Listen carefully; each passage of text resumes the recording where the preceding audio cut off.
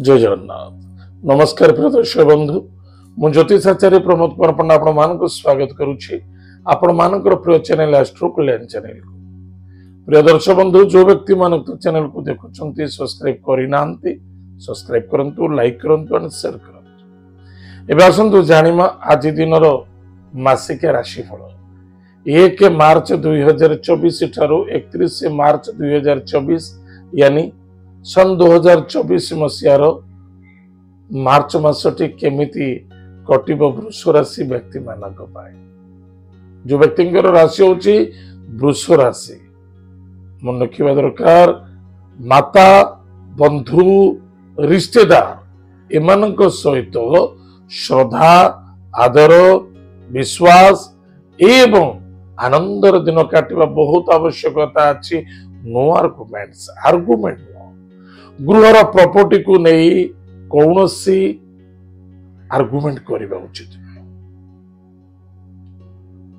Property matter जो बाधा चली किसी सुधार आसबार समय एटा निश्चित। एवं संतान को नहीं टिके चिंता देखा दब, पेट जनित रोग पीड़ित हो पारती, लव मैटर बाधा आसपे, सावधान रहिबे। छल कपट माया द्वंद्व भितर ठारू दूरी रहा अत्यंत आवश्यकता अछि।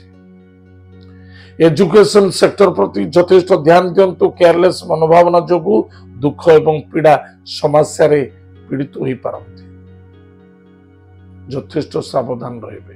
किछि गृह निर्माण कार्य करूछंती आपण करि पारंती, किंतु अनेक बाधा देई जीव समय। भाग्यर उदय देखा दौची। दूरयात्रा विदेश यात्रा भ्रमण जोग कार्य क्षेत्र सफलता। जो माने पेट्रोलियम बिजनेस करूछंती, केमिकल बिजनेस करूछंती बा कोनोसी घरे उपकरण बिजनेस व्यापार वाणिज्य करूछंती बा प्रॉपर्टी जमीन जायदार रियल एस्टेट रे कार्य करूछंती, सेमानक पय जबरदस्त सफलता अछि, बिल्कुल लाभजनक। किंतु मन रखी कर्म क्षेत्र प्रति यथेष्ट ध्यान देवा आवश्यकता अच्छी। कर्म क्षेत्र में कौन सी बाधा आसिले भी सुधा बा कौन सी कर्म क्षेत्र आप जॉब रे अच्छे, कौन सी आपणकर पड़ोसी कौन सी मित्र गोटे कथा अन्य मित्र को विषय में कहते कि आप शुणिला तुरंत कहीदे सेमती करें, निजे फसबे। सामूहिक रूप से समस्ते द्वंद्वतार फसीजे, सावधान।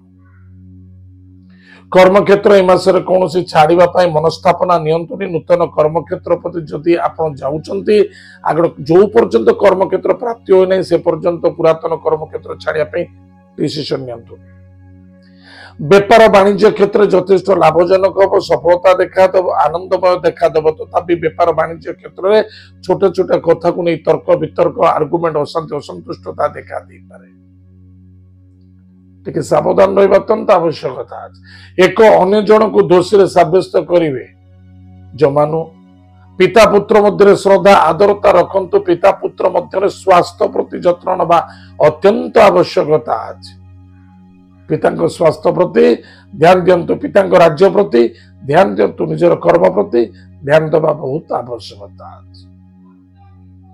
पद प्रभुता क्षेत्र में यथेष्ट लाभवान मिलिबो, किंतु पॉलिटिक्स जोर देखा दब। इनकम सोर्स रे बेटर रहिबो।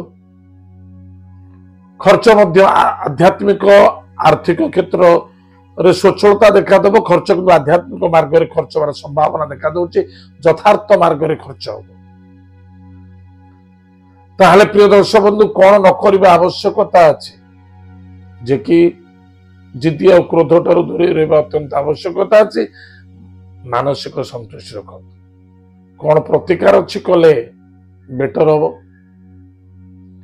प्रत्येक दिन स्नानादि कार्य सारी सूर्य देवता को जल अर्घ्य दान करंतु। आदित्य हृदय स्तोत्र पाठ करंतु प्रत्येक दिन, ताले निश्चित रूप से आपण सफलता पाइबे। ये समस्त बाधा दूर होइजिबे, ये समस्त बाधा आपण ठारू दूर होइजिबो एवं सुख प्राप्ति हम। कि मात्र सूर्य देवता को जलदान करंतु। आदित्य हृदय स्तोत्र पाठ करंतु।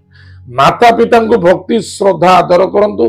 प्रत्येक रविवार गुरुवार एवं सोमवार दिन माता पिता को मिष्टान सेवन करांतु कौन सी महादेव मंदिर को जातु किसी फल नियंतु ना मिठा नियंतु महादेव को अर्पण करी जेकोसी भक्त महादेव बांटी दियंतु देखिए ये समस्त बाधा अपन दूरे कौन सी बाधा आसबनी सफलता ही सफलता देखा दब निश्चित रूप से मासटी उत्तम हम उच्च पदवी आसन पद पदवी सब उल्टा ही चल आरंभ हम करवा दरकार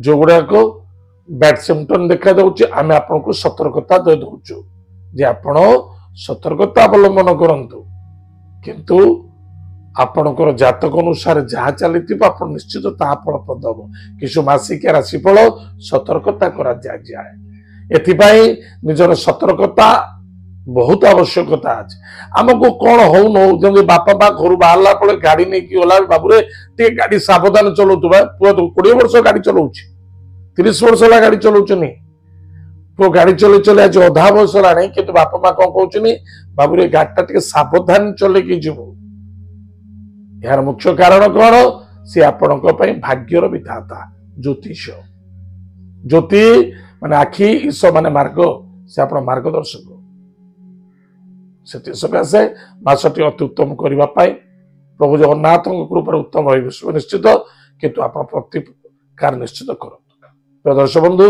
एत आज दिन मासिक राशिफल आज तो समय देम कार्यक्रम को आम रखुचु पुणी देखा भागा जय जगन्नाथ नमस्कार हरि ओम।